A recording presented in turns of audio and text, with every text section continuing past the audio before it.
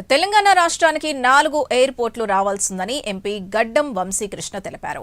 గత బీఆర్ఎస్ హయాంలో మాజీ ఎమ్మెల్యే బాల్క సుమన్ అక్రమ ఇసుక దందాలో అక్రమంగా కోట్లు సంపాదించారని ఆరోపించారు. అభివృద్ధి విషయంలో రాజీ పడే ప్రసక్తే లేదని అన్నారు. ఉపాధి హామీ పథకాన్ని నిర్వీర్యం చేసేందుకే కేంద్ర ప్రభుత్వం కుట్రలు చేస్తోందని ఎంపీ వంశీకృష్ణ మండిపడ్డారు. పార్టీ గత 2 సంవత్సరాలుగా ఇచ్చిన మాట ప్రకారం ఏదైతే గ్యారంటీలు 6 గ్యారంటీలు ఏదైతే మేము ఎలక్షన్ అప్పుడు చెప్పినామో దాదాపు 8,000 కోట్ల రూపాయలు ఫ్రీ బస్ కి కేటాయించడం జరిగింది.